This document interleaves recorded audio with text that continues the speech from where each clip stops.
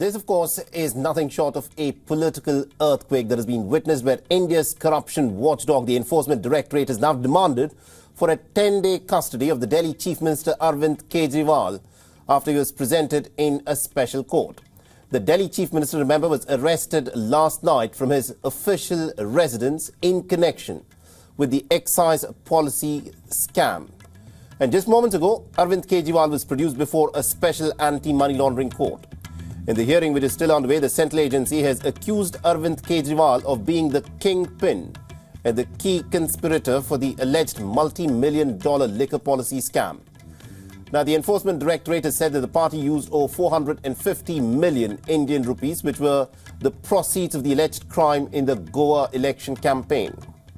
Now, Arvind Kejriwal and also some of the other top leaders of his Aam Aadmi Party have been accused of getting kickbacks from liquor wholesalers in exchange of formulating a favourable excise policy in the year 2021.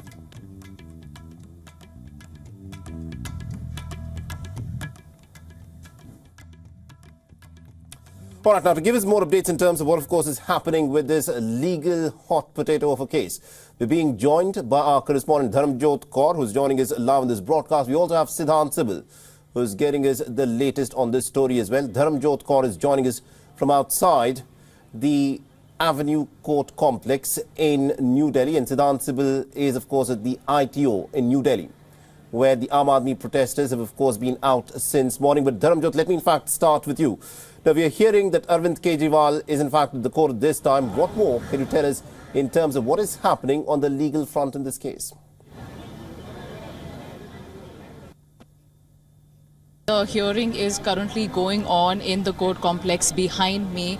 So at the moment, the Assistant Solicitor General is presenting the case in which the ED is demanding 10 days of remand to keep the Chief Minister in custody and begin the formal process of questioning Arvind Kejriwal. The Solicitor General is producing all valid arguments that they've been making for all these days now. So far, there were 6 charge sheets that were filed.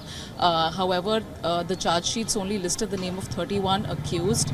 The Delhi Chief Minister is the 32nd person to be accused, and he's also being called the mastermind of the entire alleged excise policy scam case that is currently making headlines. Now, we're yet to hear in terms of the verdict or the ruling that the district court bench will pass in terms of how many days remand will they grant to the probe agency. That is yet to be decided. The arguments are still being presented in court, and we're still awaiting details in terms of what happens next for Delhi's Chief Minister. Saleh? Absolutely, indeed. Dharamjot, do stay on with us. But Siddhant, let me bring you in on this. You're at this moment at the ITO, where we're given to understand that a number of Aam Aadmi supporters have in fact joined there. Tell us what's the scene there.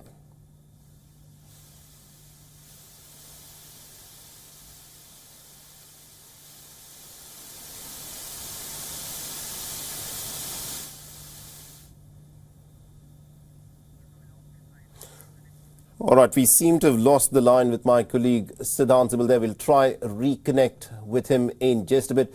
But Dharamjot, if I can come back to you now, this is going to be an extremely crucial moment, considering that the Aam Aadmi Party has said that Arvind Kejriwal, the sitting Chief Minister of New Delhi, who was arrested yesterday evening, will continue to remain as the Chief Minister of Delhi.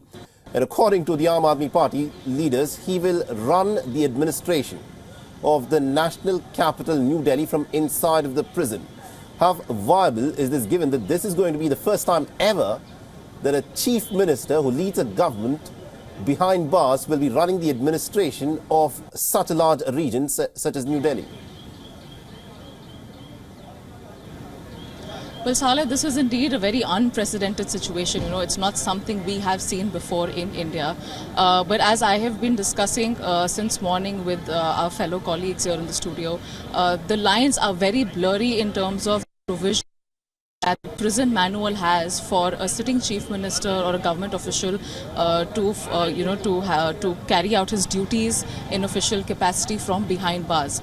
The only caveat that we are aware of so far is that of the President of India and certain state governors who have, a leeway in terms of carrying out their responsibilities from prison in case such a situation arises. But for a chief minister and for other political leaders or state leaders, there is no such provision. Other things that also need to be taken into consideration is the viability factor over here, as you mentioned. Now, even though the party is saying that Arvind Kejriwal will continue to be the minister and head the state going forward, there are a lot of administrative issues that the party may face in the coming days. For example, the prison manual has a very clear caveat that you cannot sign any papers or official documents. The process of signature is not allowed from behind the prison bars. However, the leader will be allowed to meet certain individuals and hold meetings for a certain period of time on a daily basis. Now, given these particular limitations, the lines, once again, they're very blurry in terms of how Arvind Kejriwal will carry out his duties, to what capacity he can do that, and Right. somebody else in his place outside while Arvind Kejriwal remains in prison. Saleh? Absolutely, indeed, Dharamjot. That's of course something that we will have to witness as to how things unfold. But the details that are coming in is that Arvind Kejriwal has, of course, spent his first night in a small lockup, which are about 2 mattresses on the floor. This is basically what is being reported. WION is now available in your country. Download the app now and get all the news on the move.